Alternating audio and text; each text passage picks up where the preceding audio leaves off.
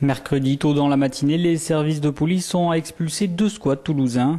Des opérations qui ont entraîné 7 arrestations, dont une comparution immédiate. Il y avait au moins 4 quarts de CRS sûrs et 4-5 voitures de police nationale. Et donc ils ont expulsé le lieu. Et il y avait 7 personnes à l'intérieur, 5 filles, 2 garçons qu'ils ont emmenés au commissariat pendant 2h30, 3h. Et donc le lieu a été cadenassé et maintenant il est surveillé actuellement par les forces de l'ordre. Et en série, donc, ils ont expulsé un deuxième lieu qui était rue des Potiers et ils ont re-arrêté des gens. Et là, Fouad Hamidi s'est refait arrêter pour outrage cette fois-ci. Fouad faisait partie des 7 familles qui logeaient dans le squat situé 5 rue Goudouli, ouvert lundi soir.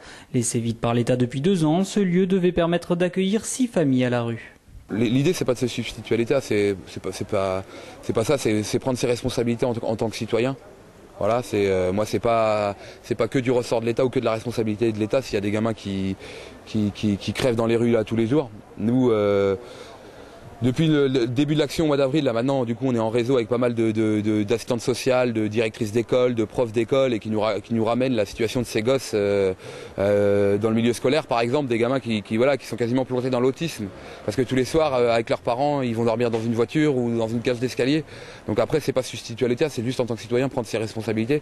100 personnes, dont une cinquantaine d'enfants qui dorment chaque soir dehors à Toulouse.